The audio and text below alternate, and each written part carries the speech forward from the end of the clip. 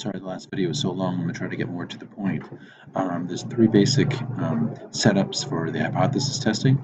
Either we're looking at an alternative being less than a status quo, like less than an alternative, less than a null hypothesis, more than a null hypothesis, or not equal to. It could be one of those three scenarios where we're saying, oh, we suspect it's really lower, or we suspect it's really higher, we suspect it's higher, or we suspect it's not equal to, in which case the probability is shared equally in both tails. That's what this mumbo jumbo says here.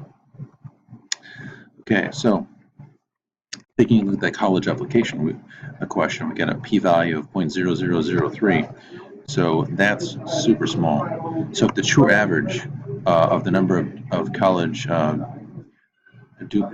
the number of colleges Duke students applied to was 8, then it's only a 0.03% chance that on a sample of 206 people that their average would really be 9.7 that high. So it looks a lot like the fact that typical Duke college students apply to more than 8 colleges. That's what that means. This is extremely low p-value, far less than 5%, in fact, less than 1%, or less than 1/10 of 1%. So it really, data looks convincing that Duke students do apply to more than 8 schools on average, because otherwise the chance of that being due to chance is ridiculously small. Next example, again, this is just for reading comprehension and knowing how to set up a hypothesis problem. We're going to get numerical in the next video. But let's just say we had a sample of 169 college students, way sufficient enough, more than 30, and we're trying to test the null hypothesis that the average student gets 7 hours of sleep per night, and the sample yield 6.88 hours of sleep with a standard deviation of 0.94 hours. Is that enough information to suggest that the true amount of sleep is less than 7 hours per night? So we're going to we connected a p-value, and in the near future we're going to connect this p-value ourselves, but just for the sake of simplicity, we'll say that it's 0.0485. For which of the following of these is correct? Now remember, if it's under the p-value threshold, we're going to reject the null and accept or favor the alternative. So fail to reject. No, we are going to reject because it's under 0.05, and that's the general rule that we're going to use. If alpha is not given to be anything else, that's our threshold. So that's not right. Reject it. The data provides convincing evidence that college students sleep less than 8 hours. Looks good. Let's see here. Yeah, that seems pretty good. Let's see here. Reject H, not because students sleep more than 7 hours. No. Fail to reject? No. So it looks like B. Let's take a look. Yes, it is. We got B. Okay. So taking a look at the graph of this data, our stated null hypothesis was the average number of sleep hours was 7, and the alternative was that's not equal to 7. Okay. So when we say not equal, the probability has to be split between the two tails, and if we did that, that would be different. So when they use the word different, that means not equals to. So this is a little different than the previous one, because the alternative was less than 7. This one is not equal to 7, so it could be more than 7 or less. So different means it's split into two tails. Actually, in this case, it would be doubled, so that's why you put 4.85. And both, altogether, that p-value would be 0.097. Now, there are known errors in statistics, and it's important that we state that. So this hypothesis testing is not flawless, but it is convincing past a certain threshold. It's used in court systems. So we're gonna take a look at the classic court scenario where we know that innocent people are sometimes wrongly convicted and guilty people are sometimes get off free. So we're going to give names to these errors, and we're going to quantify them. So we can make a wrong decision statistical hypothesis as well. We can. But the difference is we have tools, we can quantify exactly what those errors are, and we know how likely they would occur, and so we can make educated guesses. So the typical scenario is, let's say the truth is that H and H naught was true. The null is true, and we did not reject it. Well, that's a good thing, okay? But another good thing is, if the alternative were true and we rejected the null, that would be good also. That means we made the correct decision. These other two scenarios in the matrix are considered errors. We're going to take a look at those.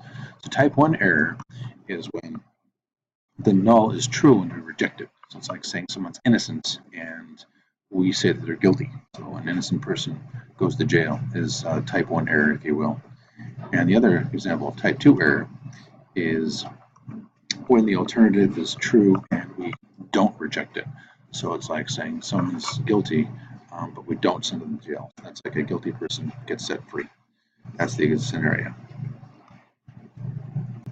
So as we said a moment ago, making an analogy between a defendant in court being innocent or guilty to the null and alternative hypothesis is as follows.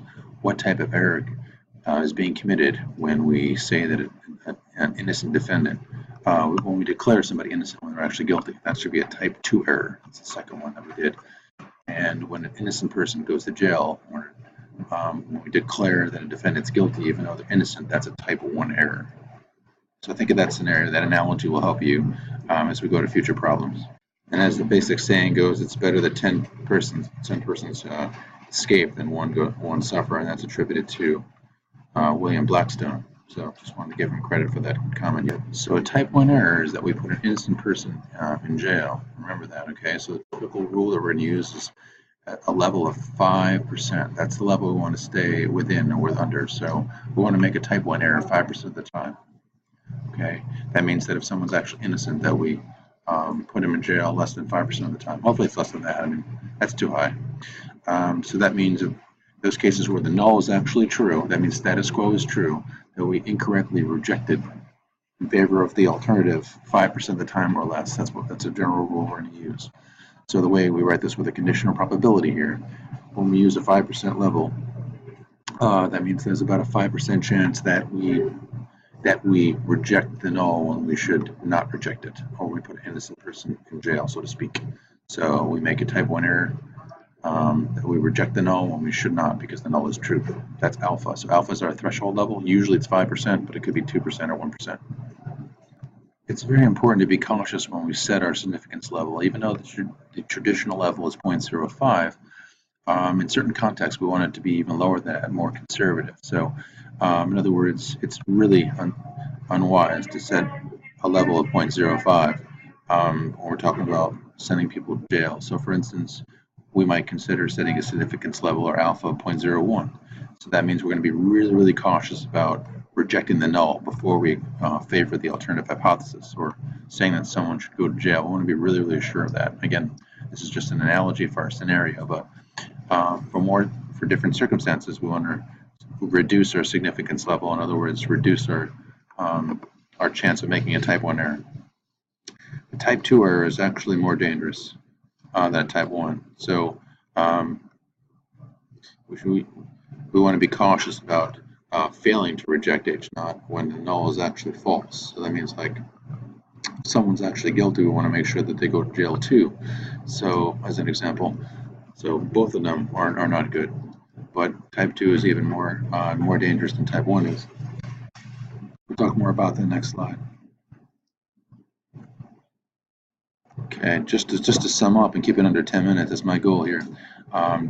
What we did was we set up an hypothesis. We set up a null, which is standard quo, and an alternative, which is not equal to that, either less or greater than or not equal to the null value. Be careful, this P is the proportion, not the P value down here. So we're going to use the letter P in a couple different ways. I want you to be clear. P is the proportion. The specific population has a certain characteristic.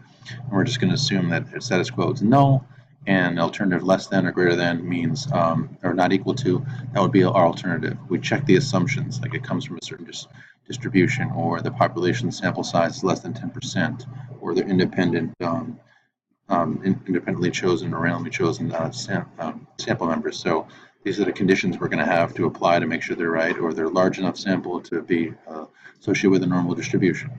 Then we get to calculate the actual P value. That's the P value. That's the chance that H0 is still true, even though we got some extreme values.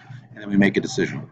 So if our P value is less than alpha, like remember we had the 0.041, then we said that we're going to reject the null. And if P value is greater than alpha, 0.05 or 0.02, then we think it's likely enough that the null is still true.